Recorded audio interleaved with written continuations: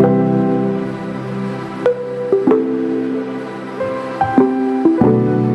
Everyone and welcome back to my classes. आज के video में हम लोग सॉल्व करेंगे मेंसुरेशन के पेरीमीटर एंड एरिया का एक्सरसाइज 1B का क्वेश्चन नंबर 6 से।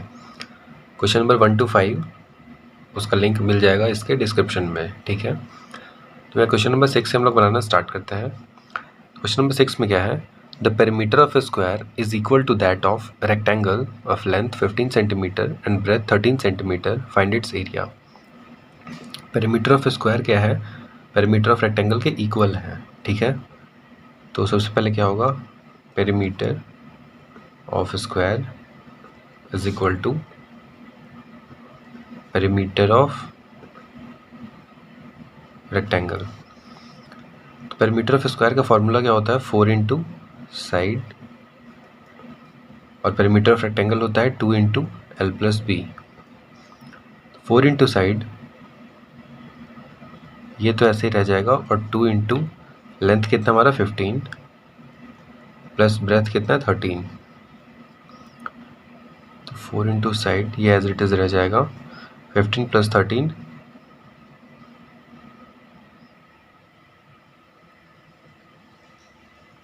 8, 2 इंटू 28 16 का 6 कैरी 1 5 56।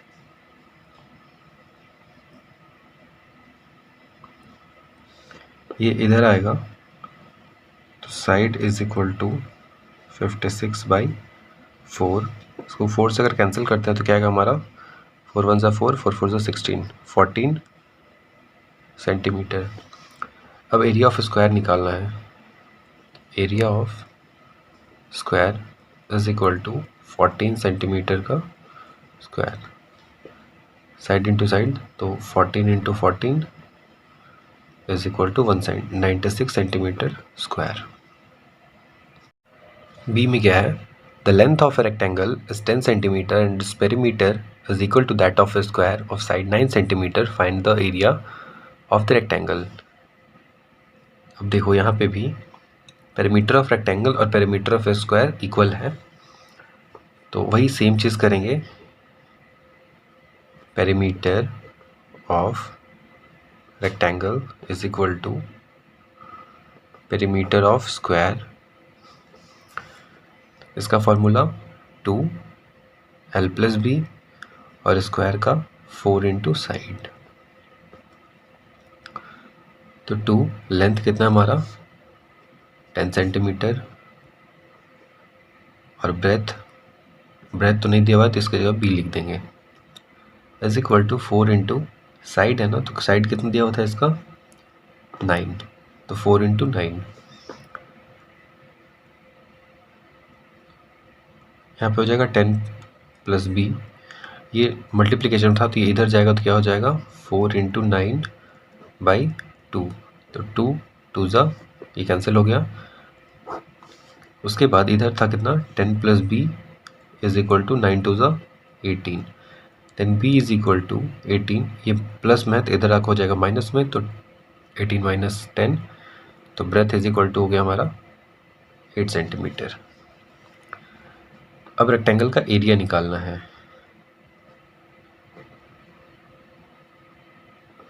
एरिया ऑफ रेक्टेंगल क्या होगा, 10 इंटू 8 सेंटीमीटर, तो हो जाएगा हमारा 80 सेंटीमीटर स्क्वायर। अब आते हैं क्वेश्चन नंबर 7 में। Find the area enclose by each of the following figures in which each pair of consecutive sides are at right angles.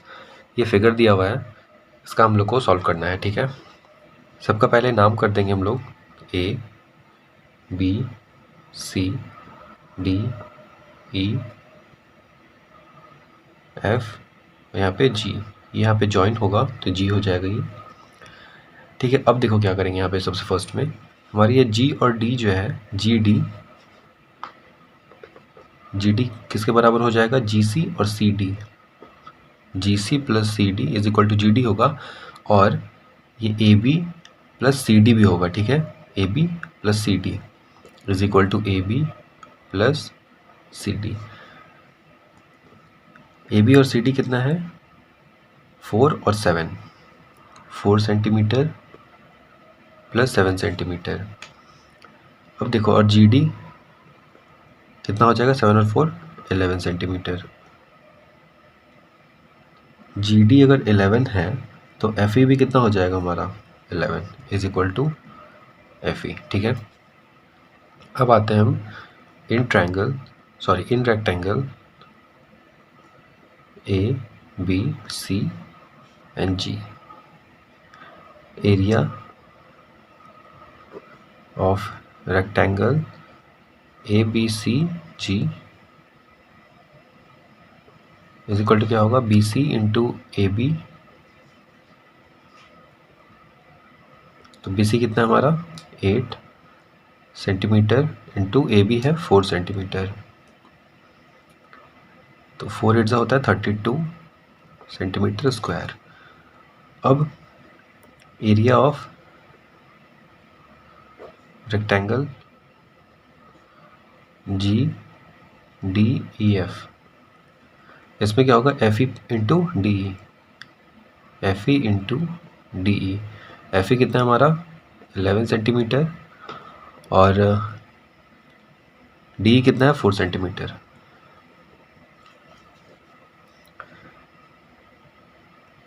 कितना हो जाएगा 11 4 44 सेंटीमीटर स्क्वायर।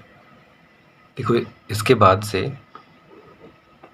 का सॉल्यूशन यहाँ पे है। ठीक है, 44 सेंटीमीटर वो आ गया। देन उसके बाद यहाँ पे क्या होगा टोटल एरिया इनक्लोज निकालना था ना।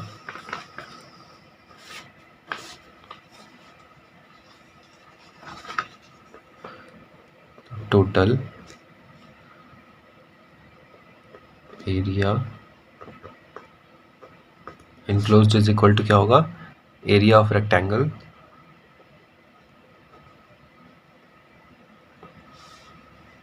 ए एल और A B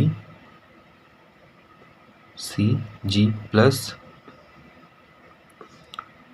area of rectangle G D E F.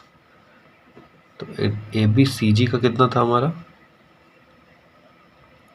32 centimetre square और प्लस जी डी ई एफ का हमारा था 44 सेंटीमीटर स्क्वायर। तो टोटल कितना हो गया हमारा 76 सेंटीमीटर स्क्वायर। ये हो गया इसका आंसर।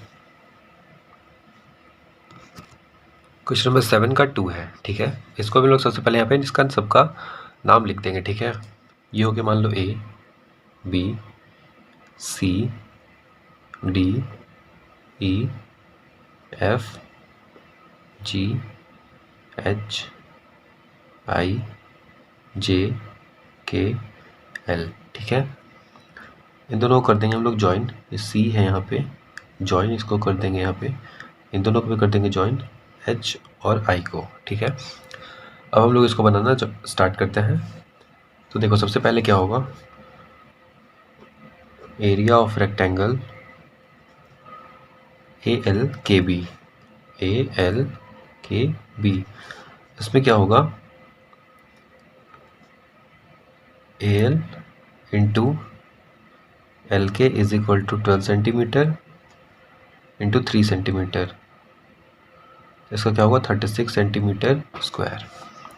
फिर आएगा हमारा area of rectangle E F G H,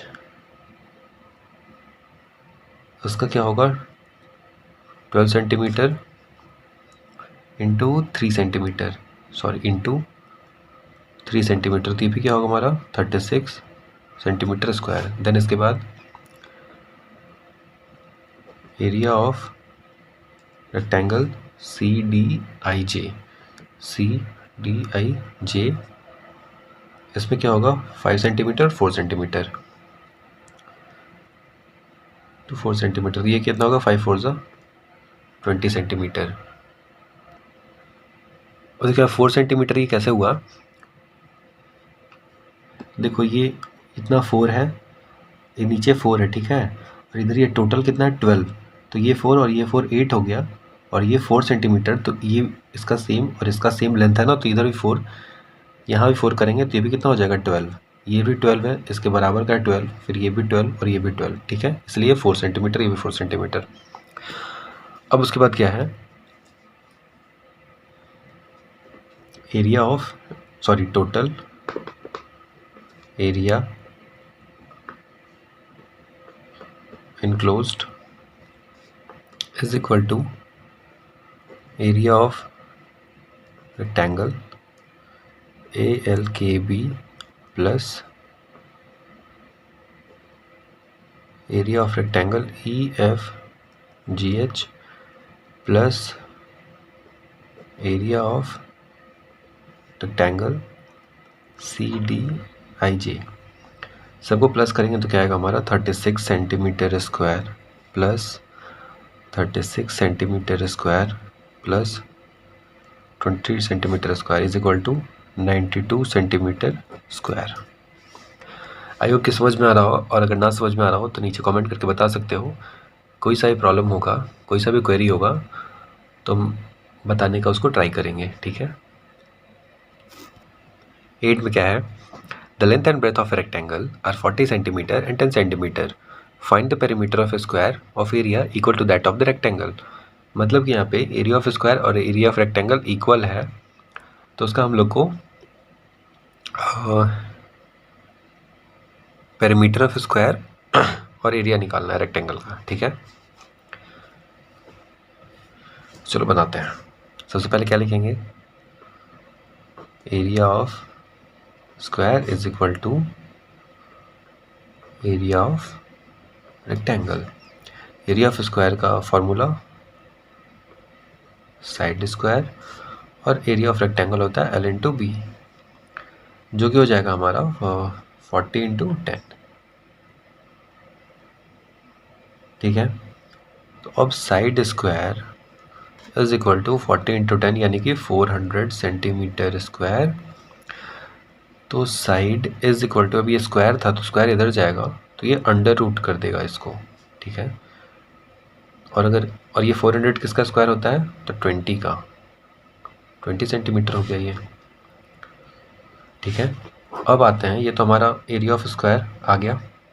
अब क्या करेंगे, पेरीमीटर ऑफ स्क्वायर निकालेंगे।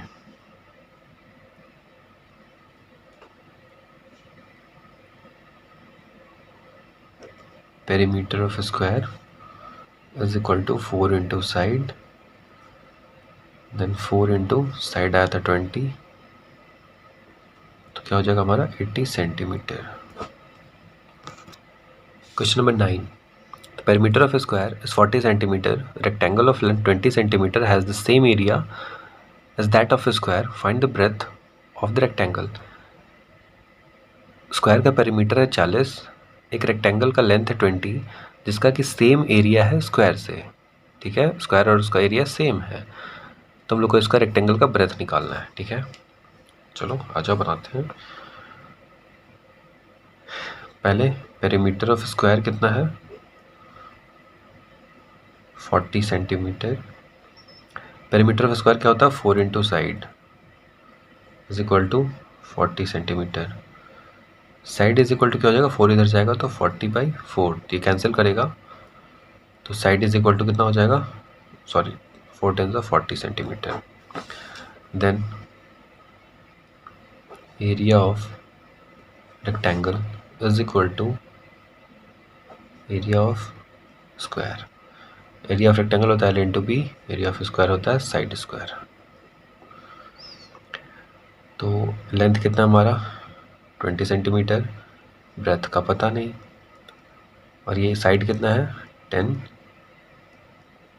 तो ब्रेथ इज इक्वल टू कितना, ये 20 उधर जाएगा तो 10 इंटू, इसको अगर हम लोग ब्रेक करेंगे तो 10 इंटू 10 हो जाएगा बाई 20, कैंसिल, 2 5 जा, साइड ब्रेथ कितना है इसका 5 सेंटीमीटर हो गया। Breadth is equal to 5 centimetre, breadth ही तो निकालना था इसका। क्वेश्चन नंबर 10 में क्या है, rectangular piece of paper has a length of 14 centimetre and breadth of 12 centimetre, square piece of paper of perimeter 24 centimetre is cut off from it, find the area of the piece of the paper left.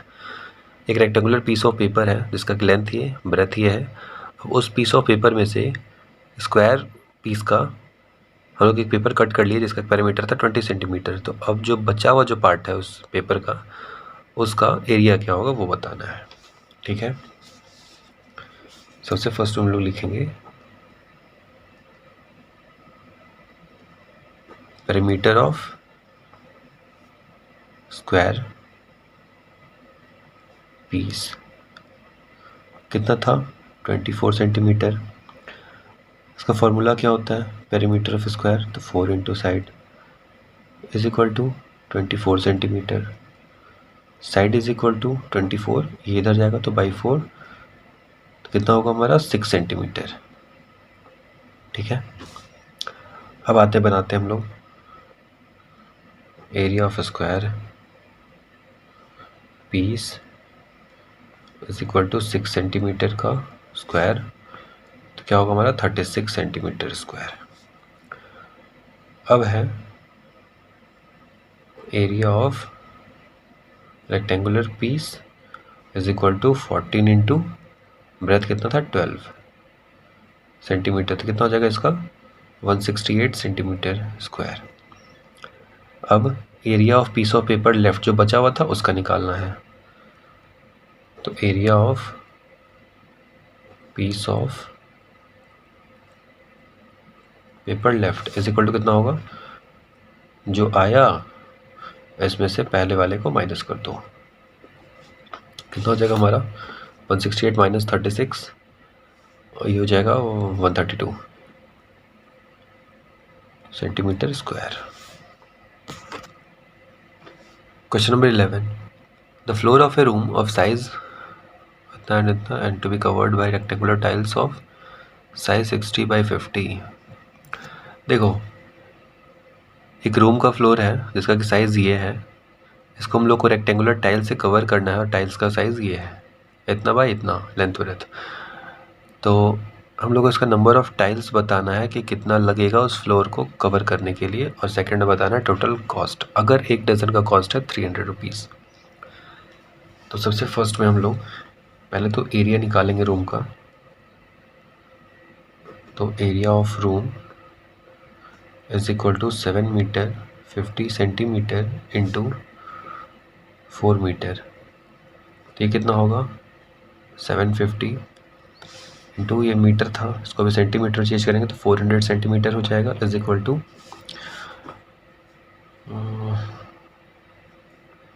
0 0 0 0 0 and 3, इतना हो जाएगा centimetre square. अब area of tiles निकालेंगे, area of tile is equal to 60 centimetre into 50 centimetre, तो 6 5 ज़ा 30 and 0 0, तो 3000 centimetre square. First में क्या हम लोग को निकालना था number of tiles, number of tiles is equal to area of room by area of tile is equal to 3 lakh by 3000, तीन कैंसिल हो गया, ये आ जाएगा हमारा 100 टाइल्स लगेगा। ठीक है, टोटल कॉस्ट निकालना है।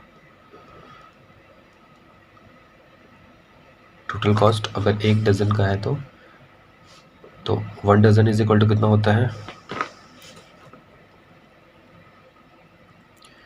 Is equal to 12। ठीक है, तो 12 इज इक्वल टू कितना हो जाएगा 300। तुम लोग को पहले 1 का निकालेंगे ना, तो पहले इन दोनों को डिवाइड कर देंगे। ठीक है, तो टोटल कॉस्ट कितना हो जाएगा हमारा 300 बाई 12, और ये कितने टाइम्स था 100, तो इंटू 100, इसको कैंसिल करेंगे तो 6 2 ज़ा 12, 6 5 ज़ा 30 और 0 फिर 2 25। ठीक है, तो कितना होगा 2500 रुपीज़ आ जाएगा इसका total cost.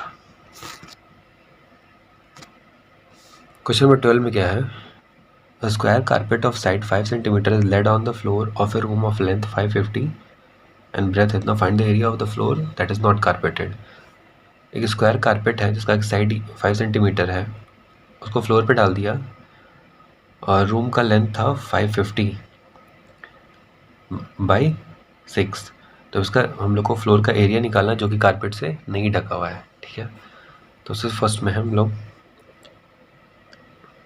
Area of carpet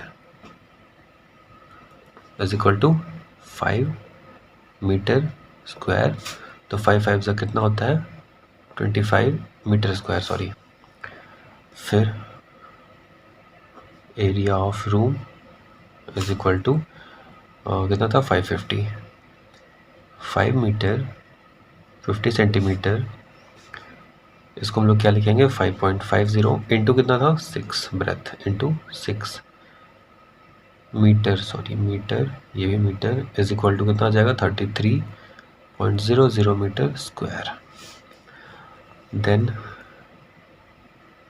area of floor that is not carpeted. ठीक है, तो इसमें से इसको माइनस कर दो. तो 33 metre square minus 25 metre square is equal to 8 metre square. अब 13 में क्या है, how many envelopes can be made out of a sheet of paper of size इतना एंड इतना if each envelope is size of 25 into 12 centimetre. एक piece of paper है जिसका कि साइज़ है 340 इंटू 150. इसमें से हम लोग कितना इन्वेलप बनाएंगे अगर सब इन्वेलप का साइज़ होगा 25/12. तो ठीक है, तो यहाँ पे एरिया ऑफ शीट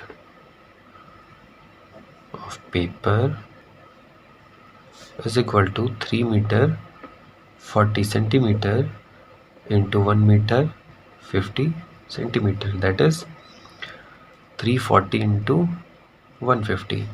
इन दोनों को मल्टीप्लाई करेंगे तो आएगा हमारा 51,000 सेंटीमीटर स्क्वायर. अब area of envelope is equal to क्या था 25 इंटू 12, इसका आ जाएगा 300 सेंटीमीटर स्क्वायर. फिर नंबर ऑफ एनवेलप्स दोनों कर देंगे डिवाइड. तो 51,000 बाई 300, 0 0 कैंसिल.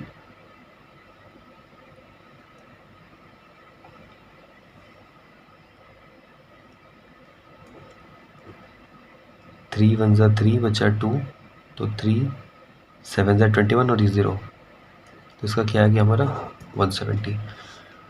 तो आज ये चैप्टर मेंसुरेशन एंड हो गया. अगर इस चैप्टर से रिलेटेड कोई भी डाउट हो तो कमेंट सेक्शन में ज़रूर से बता देना, और अगर वीडियो अच्छा लगा हो तो लाइक कमेंट एंड शेयर करना मस्ट है. Thank you for watching.